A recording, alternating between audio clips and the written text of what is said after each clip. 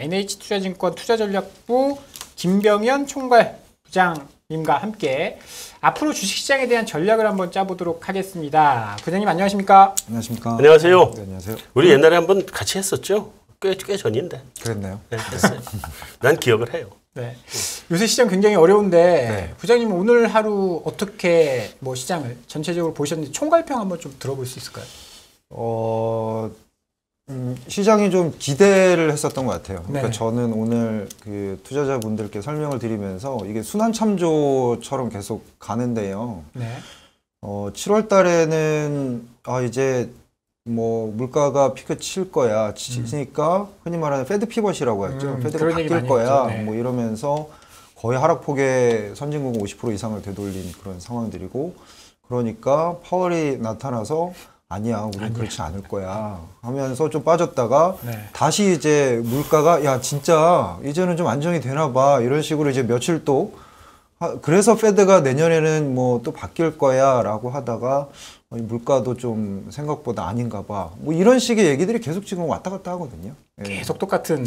어떻게 보면은 계속 뭐 조금 희망과 정말 그런가 이게 계속 이제 돌아가는 이런 상황들이죠. 네. 그래서 오늘 하루는 전반적인 총평을 하자면 금방 이제 말씀하셨던 것처럼 생각보다 한국 시장이 되게 강하구나 라는 생각을 했고, 하지만 하락 추세 내에서 움직이는 상승과 하락의 반복이다라고 저는 생각을 하고 있습니다. 그래서 뭐 하락 추세에서 나오는 상승과 하락의 반복이다. 또 전반적으로 고점과 저점을 낮춰간다. 그렇죠. 그 우하향하는 그런 트렌드가 올해 남은 하반기는 좀 지속이 되지 않을까 이렇게 생각하고 있는 사람 중에 하나죠. 지금이라도 손절해요? 결론은 그거잖아요. 총평의 결론은. 이제 뭐 주가는 떨어지면 또 오를 때가 있잖아요. 네. 그런데 뭐 그 미국 시장 중심으로 보면은 작년 9월부터 떨어졌고요. 네. 한국 시장은 작년 6월부터 떨어졌으니까. 네. 지금 손절한다라고 여쭤보시면 네. 손절 타이밍이 이미 조금 늦은 거죠, 어떻게 보면. 그런 거예요? 그렇죠. 그러면은 물론 하락 추세에 있지만 이제 턴어라운드 기간을 기다리면서 그때 이제 좀 올라가고 나서 그리고 나서 이제 그런 타이밍을 잡는 것이 좀 맞지 않을까 생각이 들고요. 지금 추가 질문은 나중에 드릴게요. 네, 손절하시거나 뭐 이러기에는 조금 뭐 주식이라는 게 옵션이나 뭐 이런 건 아니니까요. 시간이 지나가면서 갑자기 뭐 제로가 되는 그런 건 아니니까. 아니니까요. 지금 뭐 어떻게 기간으로 보자면 한 몇 분응선 정도 한 7, 8분응선은 좀 넘어왔다. 저희 하우스에서는 경기는 내년 한 하반기, 그러니까 3분기와 4분기 사이 정도에서 바닥권을 지날 거다라고 생각을 하고 있고, 주식은 한 6개월 정도 선행하지 않습니까? 그러면 한 1분기에서 2분기 사이에 주식 바닥은 내년도에 형성을 할 거다라고 기본적인 사이클은 생각을 하고 있는데 그거를 좀 앞당길 수 있는 모멘텀이 뭐냐라는 거는 결국엔 정책이거든요. 그러니까 혹시나 연말 연초에 이게 좀 들어올릴 가능성이 있지 않겠느냐라고 보면 정책은 미국 쪽에서 크게 바뀌지는 않을 거고요. 결국에는 중국 쪽에 답이 있을 거고, 오늘 전체에게 결론부터 말씀을 드리면 그나마 중국 쪽이 아직은 블랙박스이고 잘 모르겠지만 그쪽에서 좀 바뀐다면 혹은 연말 연초쯤에는 바텀을 좀 형성하면서 올라갈 수 있지 않을까라고 시기적으로는 생각을 하고 있습니다. 약간 히든카드네요. 중국은. 블랙박스죠. 그렇죠. 히든카드 아니라 블랙박스. 약간 뭐 다른 거예요? 히든카드도 모르는 거. 히든카드는 내가 왠지 카드를 쥐고 있다는 느낌이고. 아니, 그 패는 나는 알잖아. 네, 그렇죠. 근데 블랙박스는 아무도 모르니까. 시진핑만 아시는 것 같아요. 그러면 까도 안 좋을 수 있잖아요. 이거 모르겠어요. 그러면 전반적인 이야기를 한번 좀 들어보도록 하겠습니다. 지금 어떻게 수준이 한 거의 7, 8분 응선은 좀 넘어온 것 같다라는 말씀을 하셨고, 내년 상반기 정도면 좀 되돌릴 수 있다라고 했는데, 지금 시장 상황이라든지 경제 상황은 어느 정도의 위치에 와 있는 거라고 좀 봐야 될까요? 장표를 보면서 말씀을 좀 드리겠습니다. 보통 이제 처음에 설명을 드릴 때 파월이 잭슨홀에서 8분 동안 얘기하기 전에는 8월 초까지 이제 시장이 바트면서 이제 상승을 하니까 이제 추세 바뀌었다라는 그런 뷰들도 좀 있으셨어요. 그렇죠. 많았죠. 그래서 이 보통 이제 한눈에 보기 쉬운 거는 우라가미 군요의 이제 주식시장의 사계절 이걸로 보기가 사실은 되게 어떻게 보면 단순 명료하고 쉽잖아요. 네. 경기 지금 하락기이고 하지만 대부분 좋게 보시는 분들은 야 이제 역실적 장세 끝났다. 이제는 다시 금융장세가 올 것이다. 그거를 이제 보여주는 그런 상황들이 아니겠느냐라고 생각을 하시는 분들도 있었고. 그러니까 이게 역실적 장세라는 거는 실적이 안 좋아 경기가 안 좋아지고 그렇기 때문에 연준이 금리를 이제 내려줄 것이다. 보통은 이제 경기로 먼저 이제 두 가지 판단을 하죠. 네. 봄이나 여름이냐, 뭐 아니면 가을이냐 겨울이냐인데 경기가 올라갈 때는 처음에는 이제 유동성을 초반에 풀고 그 다음에 이제 실적이 올라가죠. 맞습니다. 경기 상승기고 지금은 이제 경기 하락기잖아요. 네. 경기 하락기 때 이제 돈을 좀 걸어 들이다가 그 다음에 이제 기업 실적이 나빠지고 그게 이제 어느 정도 진행이 되면 이게 좀 바텀을 형성하고 다시 이제 뭐 돈을 푸는 흔히 뭐 내년도에는 금리 인하까지도 하지 않겠어라고 기대했던 그 7월 달에 그런 모습들인데 이렇게 이제 시장이 자꾸 생각을 하니까 파월이 잭슨홀에 나타나서 딱 8분간 얘기했죠. 아니다. 라고 그냥 굵게. 짧고 굵게 얘기를 하니까 그냥 역실적 장세 지속인가 봐. 네. 이렇게 대부분의 이제 뷰들이 많이 이렇게 변하게 된 거죠. 그래서 지금은 우리가 7월에서 8월 봤던 거는 경기 하락기 중반의 단기 반등이고 아직까지는 역실적 장세가 진행이 되고 있는 거 아닌가 라는 생각이 듭니다. 그 밑에 표를 보시면 뭐 재고는 누적이 되고 있고요. 실업률은 이제 조금 올라가는 이런 모습을 보이고 있는데 아직까지 금리 인하나 경기 부양책이나 이런 것들이 나오지는 않은 이런 상황이고 아직은 뭐 리세션이냐 아니냐 뭐 이게 하드랜딩이냐 소프트랜딩이냐 이런 얘기들을 하고 있는 그 중간이니 결국에 중요한 거는 10월 달에 나타나는 바로 다음 달이죠. 다음 달에 나타나는 3분기 실적을 바라보면서 이 내년 실적을 얼마나 건드릴 건가 이런 것들이 아직까지는 고민적으로 남아있다. 그래서 지금은 단기 반등은 7월에서 8월 좀 지나간 것 같고 역실적 장세에 계속 아직은 머물고 있는 게 아닌가 이렇게 생각이 좀 듭니다. 그래서 이제 오늘 자료들을 좀 보니까 네. 이 CPI 결과로 인해서 네. 연준이 금리를 계속 더 올릴 거고 기대했던 것보다 더 올릴 거고 긴축 기간이 좀 더 길어질 것이다. 네. 그래서 9월에 100bp 얘기도 이제 나오더라고요. 네. 9월에 두 분은 어떻게 보세요? 9월에 100bp 가능성이 글쎄요. 정말 그냥 뭐 시장에서 이야기하는 뻥카 그런 건지 아니면 충분히 가능성이 없는 이야기는 아니다.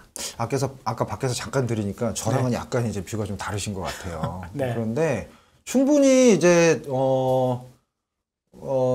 그렇게 생각하실 수 있는 뷰이신 것 같고 저도 이제 마찬가지인데 아니 예상치 대비해서 0.2%포인트 정도 틀렸다고 해서 달라졌다고 해서 이렇게까지 과민 반응할 거냐 라고 많은 이제 그 투자자분들이 이제 물어보시죠. 저도 그렇게 CPI의 생각했어요. 예상치와 지금인데 이거죠. 그러니까 헤드라인 자체 저번에 7월 CPI는요 이랬어요.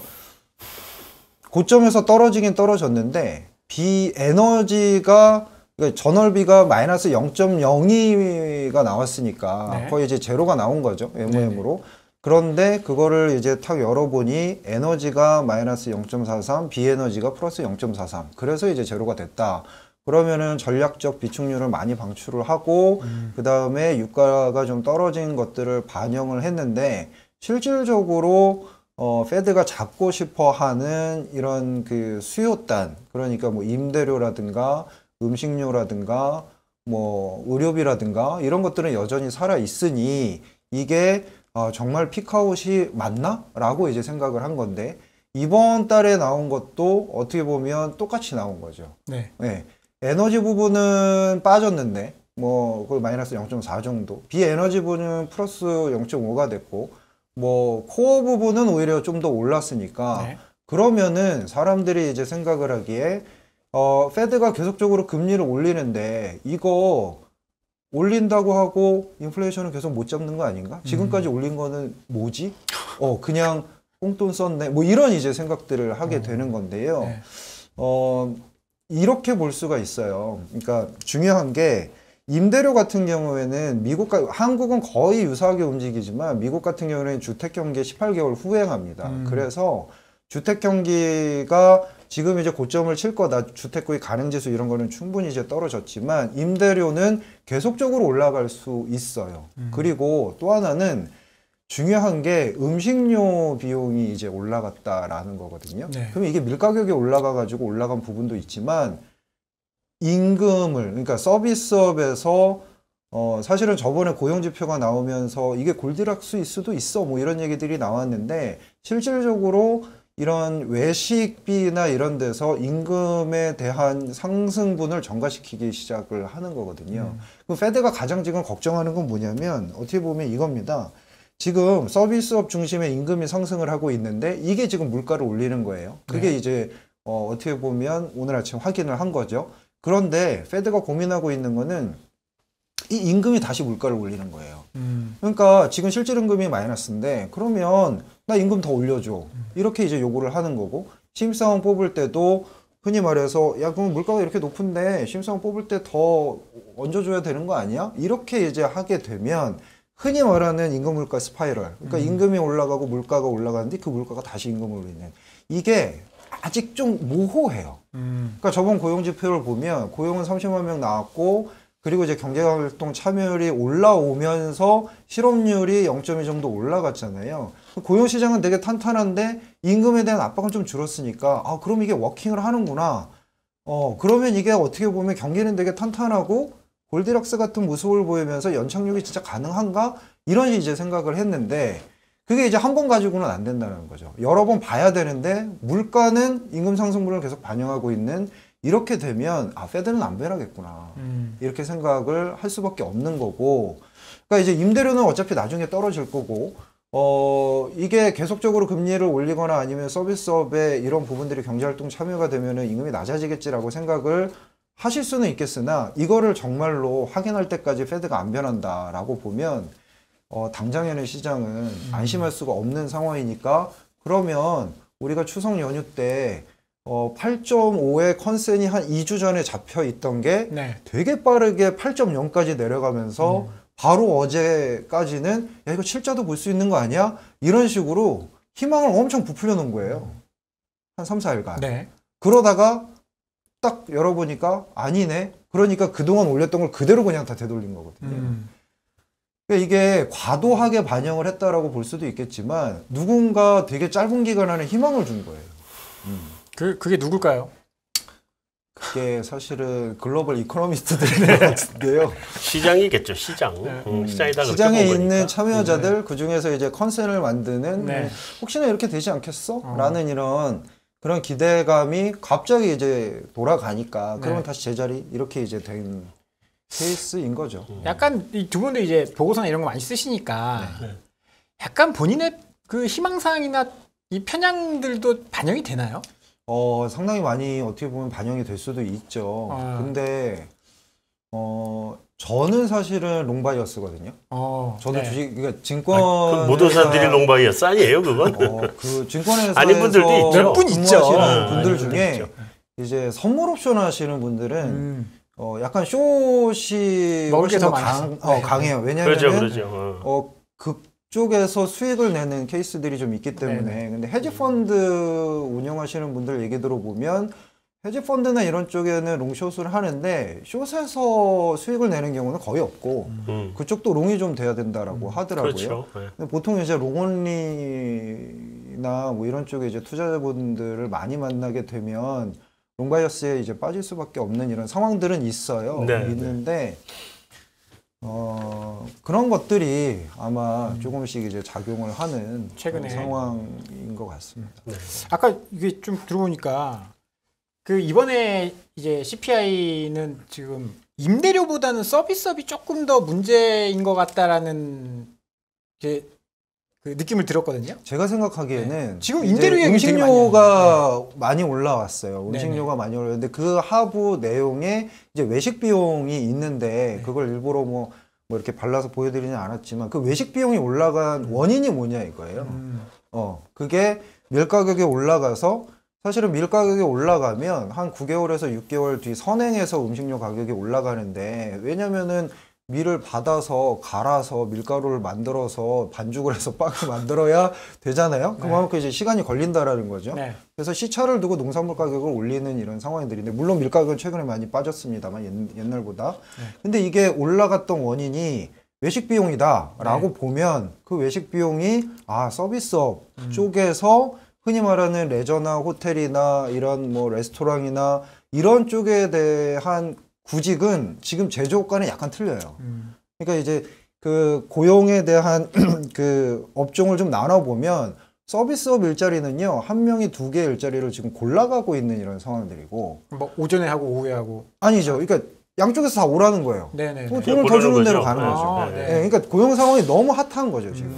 그리고 흔히 말하는 제조업이나 아니면 큰 기업들, 저희가 뭐 테슬라라든가 뭐 아니면 뭐 인텔이라든가 이런 쪽에서는 흔히 말하는 감원하겠다라는 식의 조금씩 이제 얘기들을 하잖아요. 벌써 나온 지도 좀 됐고 여차하면 뭐 10% 줄이겠다 뭐 이런 얘기들을 많이 하고, 그러니까 제조업은 재고도 좀 있고 그쪽에서는 그렇게 크게 고용은 어느 정도 찬 것 같은데 지금 페드가 하려는 거는 너무 뜨거운 고용 시장을 좀 식혀서 이 부분이 좀 이게 인플레이션의 원인이다라고 생각을 하고 있는 상황인데 아직까지 그게 안 잡히고 있는 이런 상황이거든요. 그런데 이게 물가에 계속 저촉을 한다, 물가를 올리는 원인이 된다라고 그러면 페드는 더 세게 가겠구나 이런 생각을 하겠죠. 근데 어떻게 보면 지금 연준이 금리를 올리는 가운데 있어서 소비를 좀 잡겠다 이런 생각을 가지고 있는 거잖아요. 그렇죠. 아직 금리를 올린 게 실물 경제에 반영이 또 되지도 않은 상황에서 너무 우리가 앞서 나가는 게 아니냐. 금리를 뭐 75, 100 올리고 내년에도 막 계속 4.5까지 올리고 이게 시차가 6개월 시차니까 걸릴 텐데 또 우리 주식시장이 너무 앞서 나가는 거 아닌가라는 생각이 좀 들거든요. 앞서 나가서 거꾸로 앞서 나가서 경기 침체가 올 거야. 네. 그러니까 그러면은 금리를 내리지 않겠어?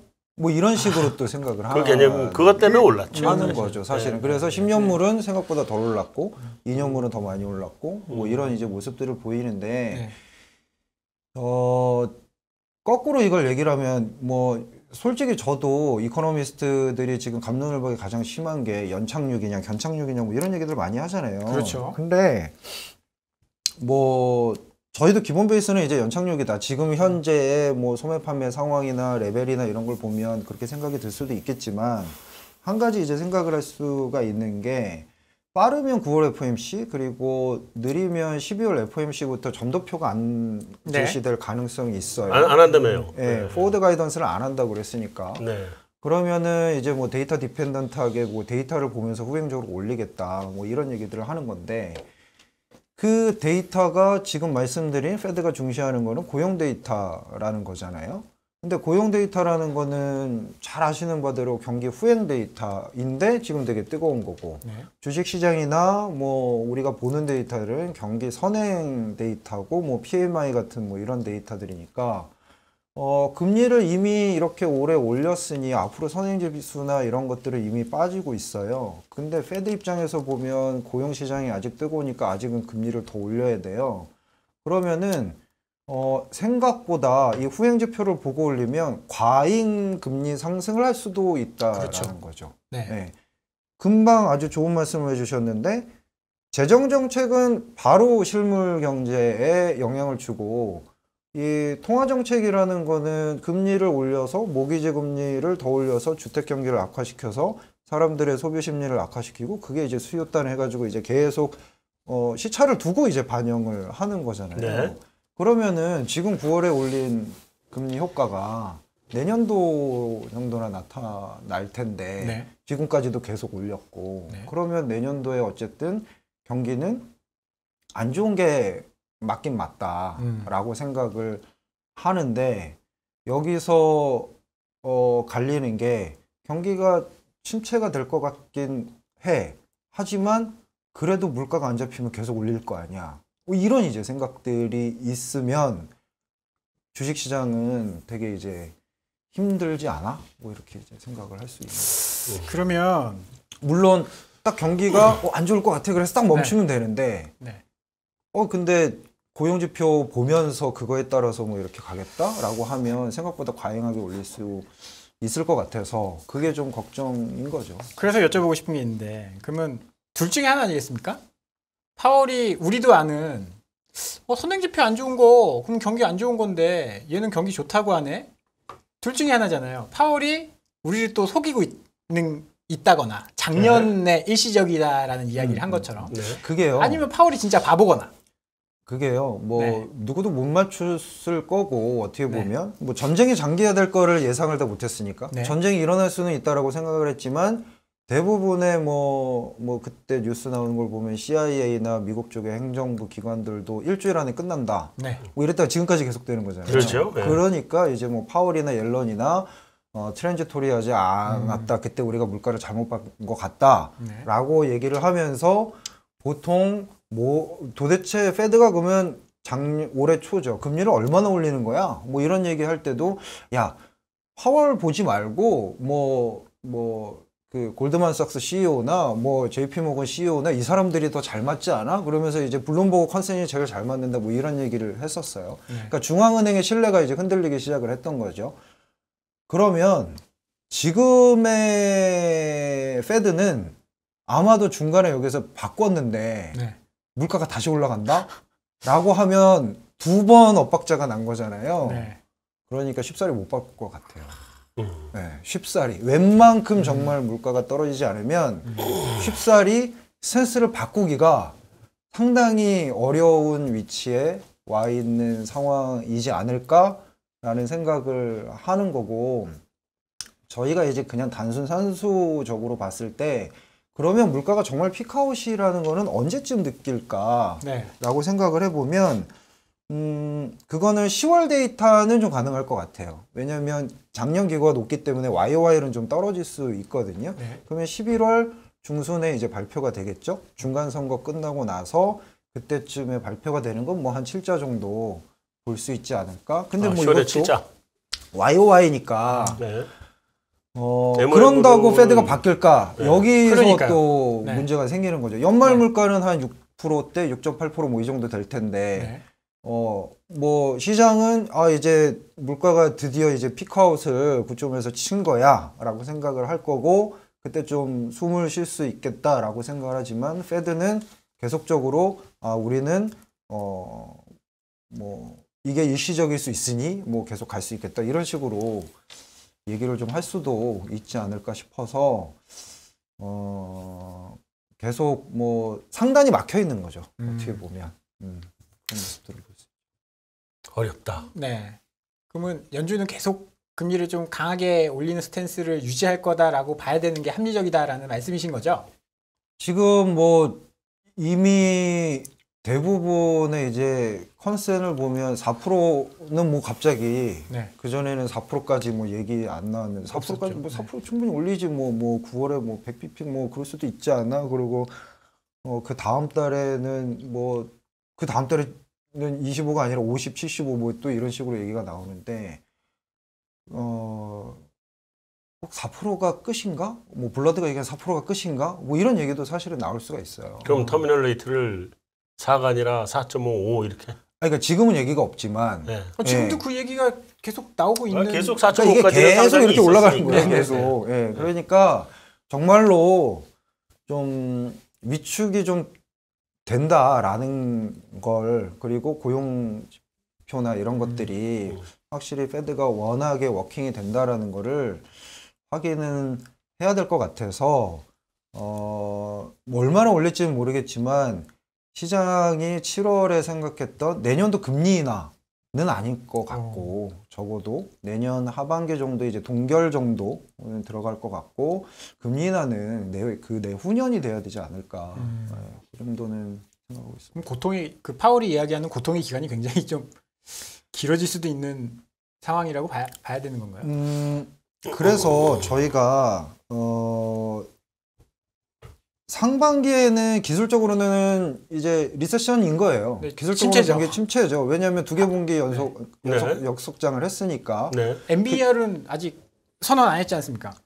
근데 이게 이제 보는 지표들이 달라서 네. 당연히 선언을 안 할 것 같다라는 생각도 들어요. 결국에는 GDP의 재고 기여율을 가지고 이제 하는 건데 이게 어떻게 보면 좀 약간 숫자 노름이기도 해요. 그러니까 재고는 그 전에 재고가 올라갔는데 이게 여전히 재고는 올라가지만 증분이 낮아졌다라고 해서 GDP의 기여율이 낮아지면서 이게 역성장에 들어간 거거든요. 네. 그러면은 뭐 소매나 뭐 이런 것들은 괜찮았는데 이게 정말로 안 좋은 거냐. 물건이 잘 팔려서 재고가 줄어들었는데. 그게 쌓였지만 아니고. 증가분이 적어진 거죠. 그게 아니고. 기울기가 줄어든 거죠. 정확하게는 1분기는 순수출이 마이너스입니다. 네. 많이 마이너스예요. 네. 그다음에 2분기는 재고가 마이너스인데 순수출 마이너스는 제가 여러 번 말씀을 드리지만 그건 우리가 얘기하는 통관기준 수출하고 달라요. 통관기준 적자에도 순수출이 플러스 나는 경우도 있고 반대의 네. 경우도 있어요. 그래서 순수출 마이너스 나는 건 일반적으로 경기 마이너스는 잘 안 봐요. 네. 그다음에 2분기 재고 마이너스는 뭐였냐면 그 전전 분기 몇 분기 동안에 기업들이 그 공급망 물류 때문에 네. 그러니까 재고를 빠듯하게 싸가지고 여태까지 오다가 토요타 배워서 좀 빠듯하게 싸가지고 왔었거든요. GIT라고 하죠. 예, Just in time. 예. 했는데 이게 이제 공급망 물류에서 이게 안 되겠네 해가지고 2배로 싸차 해서 무지하게 네. 재고를 많이 쌌었어요. 그 전에 재고를 많이 쌌는데 이게 이제 새로 저게 안 되니까 회전이 안 되니까. 네. 재고를 줄여나가기 시작한 재고 덤핑이 나오기 시작한 거잖아요. 그래서 재고가 마이너스가 난 거거든. 그러니까 그래서 그거 가지고는 침체라고 볼 수 없다. 침체라고는 선언 안 할 거예요. 나도 침체라고는 선언 안 할 것 같아요. 그래서 상분기의 재고와 생산 상황을 보면은 3분기는 좀 플러스가 나요. GDP 나오도 지금 뭐 플러스 돼 있고. 네. 이게 계속 낮아지던데요. 네, 낮아지긴 하죠. 네. 네. 근데 그리고 나서 이제 4분기에 뉴욕 연은은 다시 이제 역성장 들어가고 금방 말씀 주신 것처럼 약간 길게 4개 분기, 5개 분기 뭐 마이너스 2%, 마이너스 3%는 아니고 네. 마이너스 7% 언더에서 이렇게 얇은 어떻게 보면 이제 더블 딥이죠. 네, 얇은 이제 이제 역성장이 진행이 된다라고 지금 뉴욕 연은은 추정을 하고 있고 블룸버그는 4분기, 5분기를 4분기 내년 4개 분기 4개 분기, 5개 분기를 그럼 좀 센데. 그리고 뉴욕 연은은 이제 계속 금리를 올릴 거고 물가를 잡아야 되니까 그렇게 이제 생각을 하는 것 같고 블룸버그 추정치에는 그렇지 않아요. 블룸버그는 그냥 1%대 아직은 그냥 성장이 올해 3분기부터 쭉 이제 이어진다 이렇게 돼서 그 부분이 이제 조금 약간 헷갈릴 수 있는 부분이죠. 어디를 믿어야 되나요? 약간 저희는- 뉴욕 연은은 바라는 바가 있을 거 아니에요. 그럴 수요를 수도 낮춰서 있고요. 네. 인플레이션 잡는다라는 이제 편향이 좀 담겨져 있을 거고. 근데 이제 뭐 블룸버그 추정치도 뭐 물가 추정치가 이렇게 되게 막 뭐 하루 이틀 사이에 많이 변하는 걸 보니 네. 이것도 되게 잘- 변동성이 좀 크지 않나 이런 생각도 좀 들고요. 근데 사실 뭐 재고나 이런 부분은 알 수가 없는 이런 상황이어서 둘 다 이렇게 보는 거죠. 성장을 해도 되게 낮을 거고 이게 깨져도 그렇게 많이 깨지진 않을 것 같아. 뭐 이 정도 생각을 하는 것 같아요. 어떻게 보면 뭐 둘 다 최상의 시나리오를 생각하는 거 아닌가 그런 생각도 들고요. 그리고 이제 성장률 이야기가 나왔으니까 여쭤보는데요. 이렇게 금리를 계속 올리고 유례 없었던 뭐 예전에는 뭐 이렇게 70년대 그랬다고는 하지만 그래도 최근 10몇 년 사이에 없었던 네. 뭐 50bp, 75bp 계속 올리는데도 경기는 괜찮은 겁니까? 경제 상황은? 뭔가 그러니까 경기를 네. 뭘로 보느냐인데요. 아까 또 말씀드린 거랑 같은 건데 행정부와 네. 중앙은행은 고용이나 이런 거를 보겠죠. 예. 그리고 흔히 말하는 주식시장은 네. 뭐 말씀하신 뭐 경기선행지수라든가 우리가 보는 뭐 PMI라든가 뭐 이런 것들을 보겠죠. 예. 근데 서로 달라서 보는 시각 자체가 보는 방향이 달라서 네. 경제에 문제가 없다. 분명히 여기저기 살기 힘들다고 막 이야기하고 난리가 나는. 조금 이제 다르게 봐야 될 것 같긴 한데요. 원래 기본적으로 옛날에 이제 우리가 지금은 다 까먹고 사는 테일러 룰, 네. 테일러 준칙. 4% 2%인가요? 네, 테일러 룰에 의하면 기준금리를 결정을 하는 변수가 이제 세 가지를 놓고 하거든요. 네. 하나가 이제 고용. 고용 4%. 그러니까 고용이 이제 이게 몇 프로 이제 실업률이나 이런 거 가지고 몇 프로 나오냐 이제 네. 자기들이 그것도 중립금리 수준처럼 그것도 중립적인 수준이 있을 거 아니에요. 그거보다 나쁘냐 적으냐 이런 걸 보는 거고. 네. 그다음에 이제 물가. 물가도 이제 중립 수준을 예를 들면 2%라고 놓고 보면 낮으냐 높으냐 뭐 이런 거 보고. 그다음에 이제 또 하나는 경기를 봐요. 그러니까 완전 고용 수준의 GDP를 놓고 봤을 때 GDP 갭이 플러스냐 마이너스냐 이 세 가지를 놓고 보는데 그러니까 연준이라고 그 사람들이 증시보다 훨씬 더 똑똑하죠. 똑똑하니까 똑똑한 거. 고용 후행인 것도 보고 다 보고 물가도 보고 후행도 보고 다 보는데 기본적으로 저는 지금 지난 우리 4월부터 금리 인상 시작했나요? 미국이 언제부터 시작했죠? 25bp, 네. 그다음에 50bp, 그다음에 75 두 방 때렸잖아요. 근데 25bp, 50bp 그거는 75를 때리는 거라고 봐야 되거든요. 시작부터 75 때리고 갈 수는 없잖아. 그러니까 예령을 걸어야 되니까 25 걸고 그다음에 곧바로 50 나왔으니까 한꺼번에 75를 때렸다고 보면 75 세 번 맞은 거예요 지금. 네. 굉장히 아프게 맞은. 무지하게 아프게 맞은 거죠. 네. 아프게 맞았는데 이게 그러면 언제쯤부터 경기를 꺾냐? 연말부터 꺾을 거거든요 지금. 영향은 연말부터 나와서 지금 올려놓은 게 가장 경제에 타격을 세게 주는 게 내년 1분기, 2분기일 거예요. 그 앞으로 더 올리면 내년 하반기까지 가야 되고. 네. 그래서 지금 뭐 물가가 뭐 어때고 어떠니까 뭐 금리를 더 올릴까요 말까요 이렇게 보기 시작하면 끝이 없이 올려야 될 것 같고 그러지 않고 제가 지금 계속 그래서 터미널 레이트를 아까 여쭤본 게 연준이 머릿속에 가지고 있는 터미널 레이트를 바꿨냐 안 바꿨냐. 그거는 다음 주면 확인할 수 있나요? 다음 주에도 확인은 못하지. 앞으로 저걸 안 준다는 거니까. 점도표를 안 준다는 거잖아요. 다음 점도표. 바로 이렇게 안 주면. 근데 어쨌든 간에 이제 아까 초반에 물어봤잖아요. 100bp 네. 하냐 안 하냐. 100bp 못해요. 왜죠? 100bp 하고 난 다음에 내년 지금 이제 9월이잖아요. 지금 75를 세 방 때리고 끝에 100bp를 또 때리고 내년에 가서 경기 어떻게 하려고. 못해요 그렇게. 그럼 요번에 100bp를 때리면 요 다음에 뭐 50bp는 나와야 될 거 아니에요. 못 나와도. 그죠? 바로 25bp는 낮출 수는 없을 거 아니에요. 그거야 뭐 그들이 알아서 하는 거고. 그들이 알아서 하죠. 근데 부장님 어떻게 생각하세요? 우리의 전망으로는 그렇게 봐야 되지 않나요? 100bp의 가능성 전혀 없다. 글쎄요. 혹은 뭐 저는 약간 페드가 너무 시장 눈치를 봤지 않나 싶어요. 어떤 그러니까 물가를 잘못 봤다라고 생각하는 순간 네. 그냥 바로 100bp를 때렸으면 지금 하면 되게 편했을 거예요. 그랬죠. 그러면 물가가 어떻게든 충격요법이 그러니까 이게 정책이라는 게 네. 예고된 정책은 사실은 정책 효과가 반감되는 거거든요. 그러니까 샥을 줬어야 되는데 맞아요. 예, 근데 너무 안일하게 어떻게 보면 대처를 그러니까 금방 말씀하신 것처럼 우리가 경기 침체에 대한 손가락질을 받아야 돼 이런 이제 생각들과 야 이거 어떻게 우리가 되게 외줄타기를 잘해가지고 거의 아트격으로 할 수 있을까라는 퀘스천이 들면서도 그거를 해보고 싶었던 그런 모습이 아니었을까 이런 생각이 좀 들어서 네. 뭐 25, 50 뭐 이렇게 안 하고 네. 그때 땅 때리고 했으면 그러면은 이런 상황까지 안 왔다. 오히려 해피했죠. 지금 뭐 이제 와서 뭐 100을 올리네 70으로 올리네 이거 자체도 되게 괴로운 이런 상황이 시장에 끌려가는 거죠. 네, 연준이 그렇죠. 그립을 놓쳤죠 사실은. 네. 그리고 사실은 제일 중요한 거는 연준이 이제 기대 심리를 부러뜨리는 거잖아요. 그렇죠. 그게 제일 중요하거든요. 기대 심리를 부러뜨리는 게 중요한 건데 지금까지 시장이 반등해서 나온 거 보면 저 기대 심리를 못 부러뜨린 거거든. 어떤 기대 인플레이션이 아니라 시장. 그러니까 기대 인플레이션도 마찬가지고 모든 건 다 기대잖아요. 그래서 증시는 기대로 움직이는 게 증시잖아요. 6개월 뒤를 선행해서 기대를 하는 거잖아요. 그러니까 시장도 부러뜨려 버렸어야 됐고 다음에 제일 중요한 거 유가 부러뜨렸어야 되고 물가 기대 심리 부러뜨렸어야 되는데 너무 무서운 얘기를 그냥 아니 그거를 초반에 못 하니까 연준의 령이 시장에 먹히지 않았던 거거든요 지금까지. 연준.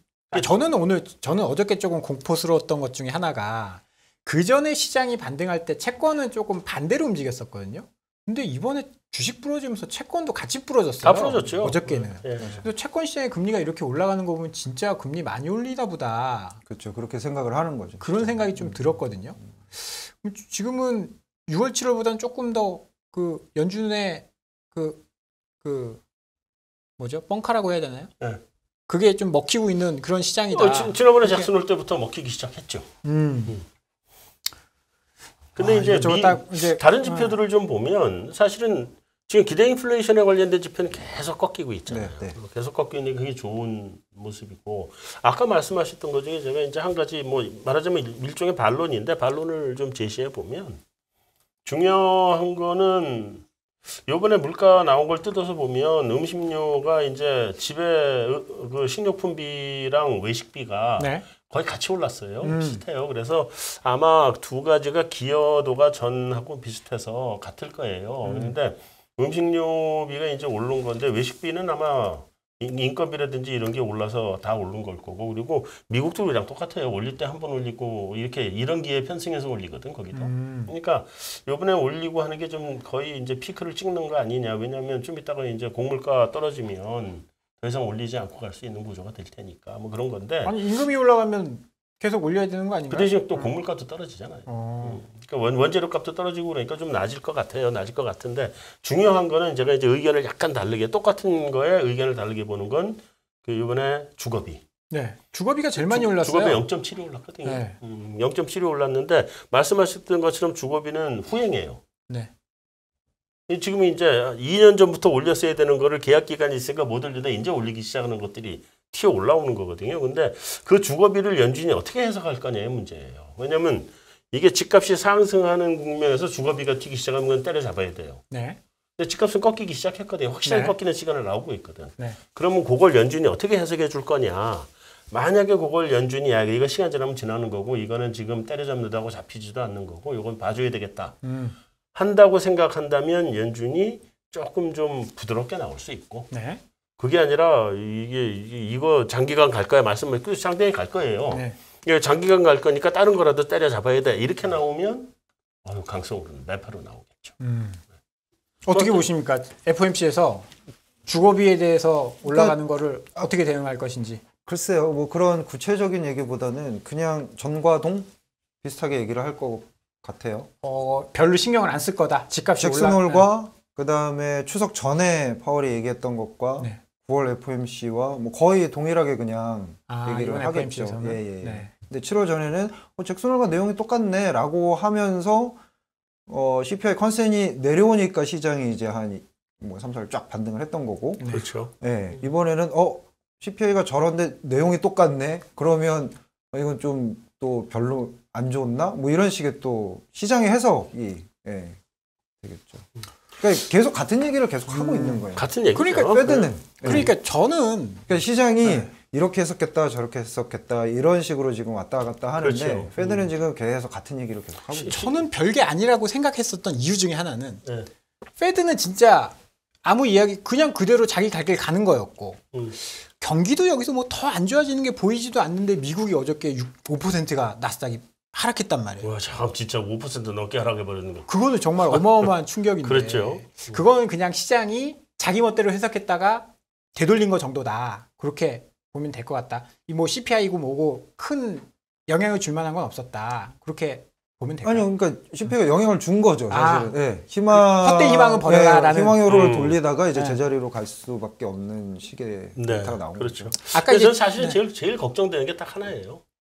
어떤 거죠? 저는 다른 건 별로 걱정 안 하고 연준이 그렇게 앞으로 계속 강성 매파로 가기 힘들다고 봐요. 어차피. 이것도 희망 아닌가요? 희망이 아니에요. 그건 저는 부장님은 지금 그러니까 그런 희망을 갖지 말라고 그러니까 다른 얘기를 해드리는 거예요. 다른 비유를 말씀드리는 건데 저는 사람들이 작년에 제가 상반기에 버블 터지니까 조심해라 이제 때리고 현금 챙겨라고 얘기할 때는 다들 이제 저를 비관론자라고 얘기해서 다 비관론자라고 생각을 하는데 이번에 나올 때부터 내가 바닥을 통과했다고 말씀을 드리잖아요. 이제 떨어져도 지난번 바닥보다 더 많이는 안 떨어질 거라고 얘기를 하잖아요. 저는. 저도 그 생각은 동의합니다. 네, 그렇게 보는데, 그러니까 한번 지난번에 바닥 본 게 찐 바닥 본 거고 더 떨어질 건 없다. 그거보다 한참 밑으로는 안 떨어진다 보는데 그것만으로도 굉장히 위안이 되네요. 한 가지 우려되는 부분이 유가, 가스가가 아직 안 잡히고 있어요. 그러니까 곡물 가격 다 떨어졌잖아요. 이거 떨어진 거 생각하면 유가, 가스가가 어느 정도 가 있어야 마음이 편하냐면 유가는 한 $60 이하, 가스가 $4 이하 이렇게 내려가야 마음이 편하거든. 오늘 뭐 보고서들 몇 개 보니까 뭐 80불대로 떨어지면 전략 배치율 채우겠다. 뭐 그런 이야기들 나오면서 80불 밑으로 좀 어려울 것 같다라는 그러니까 얘기들도 많더라고요. 다른 원자재가 떨어진 거 따져 보면 유가 가스가가 그 정도 내려와야 되거든. 안 내려오고 고공행진하고 있잖아요 지금. 러시아에 가서 어떻게 또 할 수도 없고 아까 QT 이야기도 잠깐 나왔고 집값 이야기도 나와서 지금 9월 FOMC에서는 QT가 양이 늘어나잖아요. 원래 하려고 했던 그렇죠. 대로 하는 거죠. 네, 그래서 저는 좀 걱정하고 있는 부분 중에 하나가 연준이 약간 오바해서 야 집값이 인플레이션 0.7%나 올라? 요거 때려잡아야겠다. MBS 매각할 수도 있는 문제잖아요, 지금. MBS는 사실 만기가 길어서 이게 물량을 못 채울 거다라는 전망들이 많더라고요, 시간이 네, 지나면. 네. QT에 대해서는 어떻게 또 좀 보고 계시는지. 기존의 저희 생각은 말씀하신 대로 MBS를 매각을 할 수도 있는데 네. MBS는 유동성이 그렇게 크지 않기 때문에 네. 바로 뭐 이렇게 때리지는 않고요. 상황을 보면서 할 것 같고 국채 같은 경우는 만기도래 물량이 많기 때문에 네. 그냥 뭐 흔히 말하는 캡 방식이잖아요. 네. 그래서 만기도래한 것만 해도 그렇게 크게 충분하고. 예, 문제시 되진 않아요. 물론 월별로 조금 부족한 부분이 있는데 뭐 그 부분을 어떻게 할까 뭐 이런 생각은 좀 드는데요. 지금으로서는 워낙에 지금 임경유동성이 많기 때문에 크게 뭐 여기서 갑자기 뭐 물론 회의록에서 어떻게 나올지는 모르겠어요. 그건 네. 또 이제 회의록을 봐야 되니까 네. 회의록에서 갑자기 MBS를 뭐 만기도래 분야에 매각하자 뭐 이렇게 얘기가 나오면 상당히 또 되게 세구나 뭐 이렇게 생각을 할 텐데 QT를 950억 달러씩 하면서 금리를 75bp 올렸다? 네. 그러면은 과거 2018년도에 연준 보고서에 따르면 뭐 3천억 달러 하면 25bp 올린다는 거니까 그렇죠. 예, 그런 효과가 나타난다고 하니 네. 그러면은 뭐 75bp 올려도 100bp 올리는 효과를 내는 거를 일단 보겠죠. 예, 당장에 그렇게 뭐 QT에 대해서 여기서 좀 더 뭐 강하게 가자 뭐 이렇게 얘기가 나올 수는 없을 것 같아요. 요번에 강하게 간다고 예고를 해놓은 거 아닌가요? 어차피? 그러니까 이제 물량이나 뭐 기존에 뭐 이럴 수도 있다 뭐 그런 논의들은 좀 있는 건데 네. 그거를 뭐 더 세게 기존에 있는 거에서 정해놓은 거에서 뭐 더 세게 얘기할 것 같지는 않다는 그렇죠. 말씀입니다. 네. 걱정할 필요는 예. 크게 걱정할 필요는 필요가 없는 게 아니고요. 없다. 네. 그러니까 더 확대 해석할 필요는 없다. 확대 해석할 필요는 없는데 네. 그냥 좀 그래요. 뭐냐면 이게 어느 순간 75bp 올리는 거예요. 네. 75bp를 올리는 거고 네. 이게 중립금리 이상으로 이제 올라가기 시작하는 거거든요. 그렇죠, 네. 그렇죠. 네. 네. 그리고 QT는 하는 거고 그럼 이 효과가 어떻게 나타날지는 사실은 잘 모르는 거예요. 근데 뭐 조금 되게 어떻게 보면 웃긴 게 75야 50이야 뭐 이러면서 50이면 안도하고 75면은 되게 뭐 불안해하고 네. 그게 아니고 네. 지금 올리는 거고 QT 하는 거라니까요. 네. 그러니까 이게 그러면 여기서 막 추세 전환이 되고 뭐 되게 추세 좋아야 전환은 된다 아니고 이렇게 보기에는 사실 쉽지 않아요. 이것 때문에 그렇죠, 더 그렇죠. 떨어진다거나 뭐 이렇게 더 상황이 안 좋아진다거나 그럴 수준까지는 아니다. 그러니까 잘해야 박스권인데 네. 왜 저점은 비슷하다라고 저는 생각을 하냐면 네. 그 IRA 법안에서 내년도에는 자사주 매입을 하면 이제 세금을 내게끔 이제 돼 있어요. 네. 근데 그동안 이제 빅테크 뭐 이런 대기업들이 미국 같은 경우에 자사주 매입을 계속 이제 활용을 했는데 과거에 이제 트럼프가 송환세 했던 것처럼 이번에 올해 적어도 연말에 자사주 매입을 세게 할 수 있는 유인책이 사실은 어떻게 보면 있는 그런 그렇죠. 상황이고 네네네. 그리고 애플이나 이런 것들은 상당히 이제 잘 팔리는 이런 상황이 이번에 이제 애플 나오지 않았습니까? 뭐 이런 것들을 감안하면 생각보다 해외 미국 쪽의 주식은 차별화가 될 가능성이 높아요. 큰 기업들은 되게 이렇게 잘 버티는 반면에 그 나머지 주식들은 좀 별로인 이런 상황들이 오면 지수는 이제 갇히거든요. 그러면서 저점은 그냥 저점으로 우리가 뭐 계속 지금 거의 한 몇십 분 동안 패드 얘기를 했지만 바텀업 관점에서 보면 바텀을 잡아줄 수 있는 그런 이제 어떻게 보면 큰 기업들의 실적 베이스는 살아있다라는 거죠. 네. 네, 그렇게 보면 상승 모멘텀은 없지만 전저점에 저점일 가능성이 있지 않느냐라는 생각을 할 수 있는 거고 저는 걱정은 그런데 이머징이나 한국은 그거보다 좀 별로일 가능성이 있지 않을까. 그래서 미국은 바텀을 우리가 전저점을 봤을 수 있겠으나 한국이나 이런 쪽은 좀 더 그거보다는 좀 더 걱정이 된다. 한국은 좀 더 하단이 더 내려갈 수 내려갈 있다. 수도 있다. 전 저점보다 좀 더 내려갈 수도 있지 네. 않을까. 뭐 네. 이런 생각 때문에 좀 걱정이 있는 거죠. 지금 막 그 금리 이야기를 하다 보니까 환율 이야기를 저희가 하나도 못했습니다. 오늘 환율이 1390원대? 90원 위로 올라갔었거든요. 네. 종가가 90원, 1390원으로 끝났네요. 네. 이 환율은 어떻게 전망하십니까? 환율은 일단은 달러부터 말씀을 드리면 네. 이렇습니다. 이것도 약간 순환참조 같은데 20이나 영국이 금리를 세게 올릴 거야. 깜짝 그쵸. 쇼크를 할 거야. 그러면 75일이 빵 올랐어. 미국 뭐 하고 금리 차가 줄어드네? 네. 그러면 달러 약세. 잠깐 이렇게 가요. 잠깐. 그러다가 요게 좀 지나가면 그래도 경제 성장률 차는 또 유럽이나 이 영국 안 좋잖아. 네. 그런데 장기로는 이제 이 성장률 차를 따라가고 단기로는 금리 차를 따라가는 듯한 모습인 거죠. 네. 그러니까 잠깐 달러 약세 됐다가 그래도 장기 트렌드는 달러 강세네. 이런 식의 이제 왔다 갔다 하거든요. 그게 네. 이제 오늘 보고 어제 보고 오늘 보고 뭐 이런 이제 모습들인 것 같은데 이런 질문을 주신 투자자도 있었어요. 그러니까 결국에는 유럽이나 중국이나 이렇게 경기가 더 안 좋은 게 이상고온 현상 때문 아니냐. 날씨까지 되게 안 도와주고 뭐 양지각이 뭐 600년 만에 뭐 불상이 나타났다는 등 뭐 라인강의 수심이 뭐 이렇게 떨어졌다는 등. 근데 이게 선선해지잖아요. 네. 그러니까 그렇게 보면 이게 경기가 유럽이나 이쪽에 이제 바탕을 치고 올라갈 수 있으니 그러면은 DXY 기준으로 이제 110 이렇게 허들이 좀 생기지 않을까? 달러 강세가 좀 멈추지 않을까? 이런 이제 생각들도 말씀해 주시는 분들도 있는데 금방 이제 박사님께서 말씀 주신 것처럼 러시아가 이제 어떻게 또 나올지 모르고 에너지 가격이 겨울철 가서 확실히 잡혔는지도 이제 퀘스천이고 독일의 PPI가 35%가 YOY로 나왔잖아요. 네, 네. 그러니까 이게 어떻게든 CPI로 전가가 될 거라는 거예요. 그러면 경기는 계속 안 좋은 건데 한국은요 한전이 적자를 저렇게 감당을 하면서 다른 기업들을 엄청나게 싼 전기를 공급을 해주는 거거든요. 한마디로 네. 몸빵 해줬죠. 몸빵. 몸빵하고 네. 있죠. 근데 독일이나 이런 데는 거의 실시간으로 지금 반영이 되는 이런 상황들이기 때문에 네. 경기는 별로 안 좋다. 그러면 달러 같은 경우에는 가장 쉽게 이제 저희가 말씀을 보통 드리는 게 이제 달러 스마일 가지고 말씀을 드리는 게 가장 편하더라고요. 네. 그러니까 달러가 강세인 거는 미국만 좋고 다른 국가가 안 좋을 때 달러가 당연히 강세일 거고 네.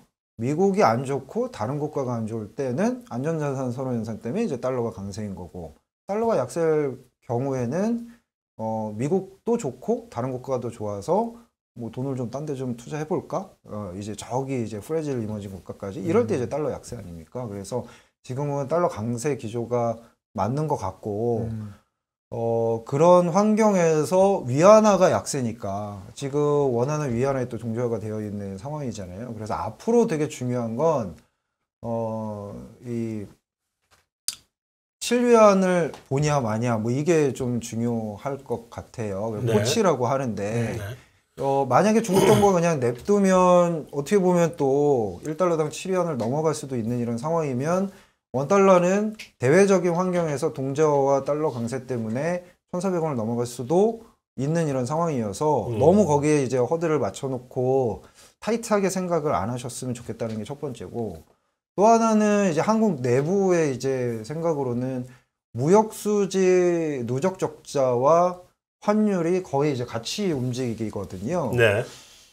근데 이제 지금까지 보면은 뉴욕 무역 수지 적자가 뭐 올해 연간으로 이제 200억 달러가 넘어가는 이런 상황이고 전달 8월 달만 하더라도 한 달 만에 마이너스 95억 달러.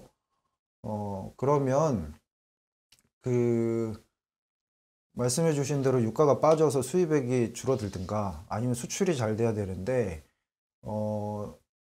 제가 이제 5월에 하반기 전망할 때 원달러 환율이 코스피의 키드라이버고 그 다음에 중요한 게 수출액인데 환율이 저렇게 좋은데 수출 금액이 떨어진다는 건 Q가 떨어진다는 거니까 그게 좀 하반기에 걱정을 해야 될 거다. 그래서 월 수출 500억 달러 혹은 그러니까 코스피가 제일 상관관계가 높은 거잖아요. 아니면 일평균 수출 25억 달러 밑으로 내려가면 수출 증가율이 이제 마이너스로 붙기 시작을 해요. 제로부터. 근데 이제 전달이 9월 1일 날 발표된 게 일평균 수출이 22억 달러가 언더로 나왔으니까 23억 달러 정도 나왔으니까 지금 환율에 지금 수출 금액이 그렇게 나왔다라는 거는 Q가 떨어진다라고 저는 생각을 하는데 일각에서 오히려 저랑 좀 다르게 보시는 분도 있더라고요.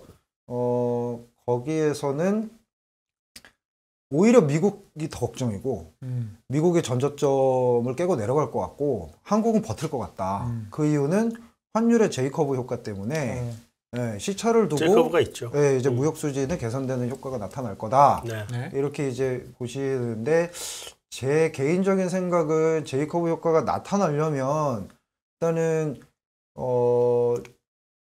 물론 피해 효과를 지금 계속 보고 있는데 Q도 어느 정도 안정이 돼야 된다고 생각이 드는데 지금 반도체가 계속적으로 물량이 빠져가고 있는 이런 상황들에서 자동차도 조금씩 이제 빠져가고 있으니까 제이커브 효과를 기대하기가 지금은 좀 한참 좀 더 뒤가 아닐까? 물량 때문에 그런 생각을 좀 그래서 환율은 조금 달러가 계속 강세, 원하는 약세. 물론 물론 그렇게 너무 급하게 지금 시간이 달러 지수로 100씩 넘는다고 보세요? 넘을 수도 있다고 봅니다.